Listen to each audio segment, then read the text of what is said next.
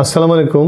আমি ডাক্তার ইরশাদ। আমরা আলোচনা করছিলাম যে ক্যান্সারের চিকিৎসা নিয়ে। আমরা এর আগে বলেছিলাম সার্জারি এবং কেমোথেরাপির কথা, যারা ক্যান্সার চিকিৎসায় খুবই ইম্পর্টেন্ট রোল প্লে করে। আজকে আমি বলবো রেডিয়েশনের কথা। আমার মনে হয় এটাও ইকুয়ালি আগের যে দুইটা পর্ব আমরা করেছিলাম, যে কেমো এবং অপারেশন, এটাও ঠিক ইম্পর্টেন্ট একটা আমাদের টুলস ক্যান্সার চিকিৎসার জন্য। তো আমি আগে একটু বুঝিয়ে বলি। রেডিয়েশন হচ্ছে এক ধরনের রে। এটা আমরা আমাদের ক্যান্সার আক্রান্ত যে কোষ বা অংশ থাকবে ওইখানে প্রক্ষেপণ করে ক্যান্সার যে কোষ আছে ওইটাকে আমরা ধ্বংস করি। এটা হচ্ছে রেডিয়েশন। তো এখন এই রেডিয়েশনটা তো আমরা যদি যে রেটা দিচ্ছি এটা যদি এলোমেলোভাবে দেই তাহলে তো আসলে কাজ হবে না। সেই জন্য এটাকে একটা ডিভাইসের মাধ্যমে, একটা সিস্টেম করে আমরা ক্যান্সার আক্রান্ত কোষে যদি প্রক্ষেপণ করতে পারি, তাইলেই কিন্তু আমরা সাকসেসফুলি রেডিয়েশন দিয়ে ক্যান্সার নিয়ন্ত্রণ করতে পারবো। আপনারা শুনলে অবাক হবেন যে আমাদের কাছে এখন এমন ধরনের মেশিন আছে যেটাকে আমরা লিনিয়ার অ্যাক্সিলারেটর বলি।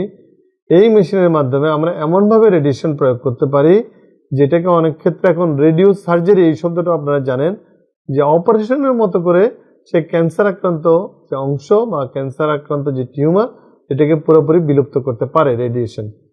তো এই জন্য আমরা স্পেশাল মেশিনের মাধ্যমে, আমরা কতগুলো স্পেশাল টেকনিকের মাধ্যমে এমনভাবে এখন রেডিয়েশন প্রয়োগ করি যে রেডিয়েশন শুধু ক্যান্সার আক্রান্ত কোষে পড়বে এবং ক্যান্সার আক্রান্ত কোষের বাইরে আমাদের যে নর্মাল অঙ্গ প্রত্যঙ্গ শরীরে থাকবে সেগুলোকে যেন আমরা রক্ষা করতে পারি। এটা হচ্ছে মডার্ন রেডিওথেরাপির কনসেপ্ট।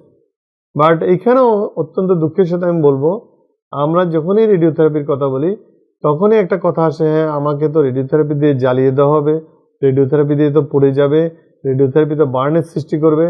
আসলে এগুলো কমপ্লিটলি ভুল ধারণা।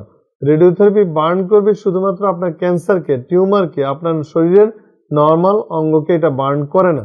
বাট এটা প্রক্ষেপণ করতে যেয়ে অনেক সময় শরীরের নর্মাল অঙ্গে একটা পার্সেন্টেজ অফ রেডিয়েশন যাবে। আমি যদি টিউমারে 100% দেই তাহলে হয়তো আশেপাশে 10% বা 15% যাবে। তাতে করে সামান্য হয়তো একটু পরিবর্তন হবে এবং এই পরিবর্তনগুলো পরবর্তীতে কিন্তু ঠিক হয়ে যায়। এখন এই রেডিয়েশনও দেখেন কত ইম্পর্টেন্ট, যে কিছু কিছু রোগ আছে ক্যান্সারের মধ্যে যে শুধুমাত্র রেডিওথেরাপি দিয়ে রোগটা আমরা ভালো করতে পারি। যেমন আমাদের শ্বাসনালীর ক্যান্সার, এই শ্বাসনালীর ক্যান্সারটা রেডিয়েশন দিয়ে কমপ্লিটলি কিউর করা যায়। আমাদের মা বোনদের ক্যান্সার, যেটা বাংলাদেশে সবচেয়ে বেশি হয়, অন্যতম জরায়ু ক্যান্সার, এটাও একমাত্র রেডিয়েশন চিকিৎসা দিয়ে ভালো করা যায় যদি এটাকে একটু আর্লি পাওয়া যায়, অন্য কোনো চিকিৎসার দরকার হয় না। এই রেডিয়েশন কিন্তু অনেকগুলো চিকিৎসার ক্ষেত্রে আমাদের ইন কম্বিনেশন সার্জারি এবং কেমোথেরাপির সাথে আমাদের লাগে। যেমন ব্রেস্ট ক্যান্সারের জন্য লাগবে, স্টোমাক ক্যান্সারের জন্য লাগবে, হেড নেক ক্যান্সারের জন্য লাগবে, কোলোরেক্টাল ক্যান্সারের জন্য লাগবে, রেকটামের জন্য লাগবে, বোন ক্যান্সারের জন্য লাগবে এবং ব্রেন ক্যান্সারের জন্য লাগবে। এবং এখানে আমি আরেকটু বলি যে ব্রেইনের কথাটা আমি যেহেতু বললাম, আপনারা জানেন যে ব্রেইনের যে আমাদের একটা শেল আল্লাহ পাক করে দিয়েছে, যে ব্রেইনের চারিদিকে শক্ত একটা ভাব, এটা ব্রেইন যেহেতু খুব নরম এবং সেন্সিটিভ একটা অর্গান, ইম্পর্টেন্ট একটা অর্গান, এখানে যাতে কোনো আঘাত না পায় এটা যেমন একটা উদ্দেশ্য, আল্লাহ পাক ঠিক তেমনভাবে এটার মধ্যে আরেকটা সিস্টেম করে দিয়েছেন যে ব্রেইনের মধ্যে যেন কোনো ধরনের কোনো আজে বাজে কিছু ব্রেইনের মধ্যে প্রবেশ করতে না পারে।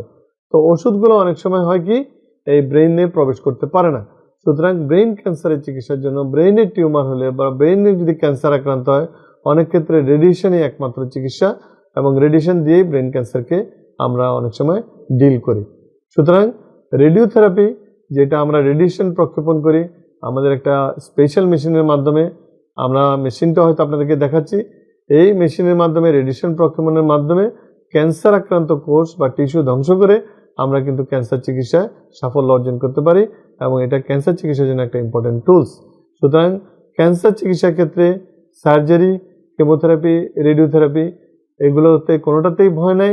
আপনার ডাক্তার আপনাকে যেটা বলেন আপনি সেটা গ্রহণ করবেন, আপনি ক্যান্সার মুক্ত থাকবেন, আপনি ভালো থাকবেন।